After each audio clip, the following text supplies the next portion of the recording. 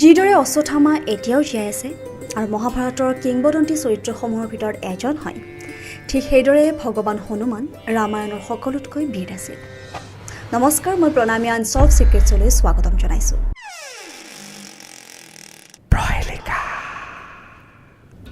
আজি আমি কথা পাতিম ভগৱানৰ পৰা অমৰ হোৱাৰ বৰদান লাভ কৰি এতিয়াও আমাৰ মাজত থকা দ্বিতীয়জন মনীষীৰ কথা। ভগৱান হনুমান শ্ৰীৰামৰ পৰম ভক্ত আছিল আৰু তেওঁ সদায় শ্ৰীৰামৰ লগত থাকিবলৈ লৈছিল। যেতিয়া ৰাৱণে মা সীতাক হৰণ কৰি লংকালৈ লৈ গৈছিল, তেতিয়া শ্ৰীৰাম বহুত বেছি চিন্তাত আছিল, কাৰণ পঞ্চৱতী অৰণ্যৰ পৰা লংকা বহুত দূৰ আছিল আৰু তাৰ পৰা যিটো যাত্ৰা আছিল সেয়া যথেষ্ট কঠিন আছিল। কিন্তু যিহেতু হনুমানে উৰিব পাৰিছিল, সেয়ে কঠিন যাত্ৰাৰ মাজেৰে মা সীতাক বচোৱাৰ দায়িত্ব লৈছিল হনুমানে। আৰু ৰাৱণৰ অশোক বাটিকাত মা সীতাক বন্দী কৰি ৰখা অৱস্থাত উদ্ধাৰ কৰে।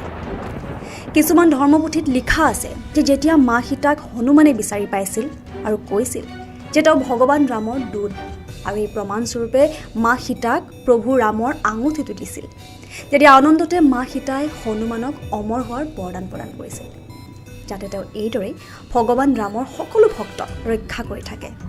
আৰু সেয়েহে হনুমান চালিচাত ইয়াৰ উল্লেখো আছে, অষ্টসিদ্ধি ন নিধি কে দাতা অশ্বদিন জানকী মাতা। ইয়াৰ উপৰিও যেতিয়া ৰামায়ণৰ সকলো চৰিত্ৰই মুক্তি লাভ কৰিলে, তেতিয়া হনুমানে দেৱতাসকলক অনুৰোধ কৰিলে যে তেওঁক পৃথিৱীত তেতিয়ালৈ থাকিবলৈ দিয়ক যেতিয়ালৈ পৃথিৱীত প্ৰভু ৰামৰ নাম লোৱা হয়। আৰু সেইকাৰণে আজিও যদি কোনোবা একান্ত ভক্তই প্ৰভু শ্ৰীৰামৰ নাম লয়, সেই স্থানত হনুমানক পোৱা যায়। এইটোও কোৱা হয় যে যেতিয়াই পৃথিৱীত ৰাম কথা হয়, তেতিয়া সেই সময়ত সকলোতকৈ আগত অহা আৰু সকলোতকৈ শেষত যোৱা ভক্তজনেই হৈছে হনুমানজী।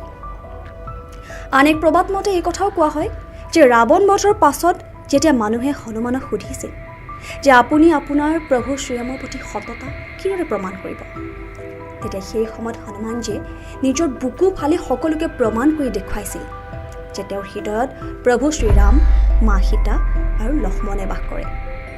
আৰু এই ঘটনাৰ পাছত হনুমান মৃত্যুমুখতো পৰিছিল যদিও তেওঁ যে সঁচা অৰ্থত ৰাম আৰু সীতাৰ প্ৰতি নিষ্ঠাবান সেই কথা প্ৰমাণ কৰিছিল। আৰু তাৰ পাছত এই ভক্তি দেখি শ্ৰীৰামে তেওঁক সুস্থ কৰি তোলে আৰু হনুমানক অমৰত্ব প্ৰদান কৰে।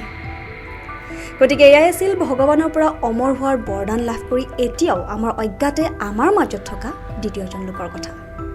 আশা কৰিছোঁ আপোনালোকে ভিডিঅ'টো চাই ভাল পাইছে। পৰৱৰ্তী খণ্ডত মই লৈ আহিম অমৰত্ব লাভ কৰা বাকী কেইজন মহান মনীষীৰ কথা। যদি ভিডিঅ'টো ভাল পাইছে, then do like, share and subscribe to our channel. আৰু এনেধৰণৰ সত্য ৰহস্যময় কথা জানিবলৈ চাই থাকিব প্ৰহেলিকা, দ্য আনছল্ভ চিক্ৰেটছ।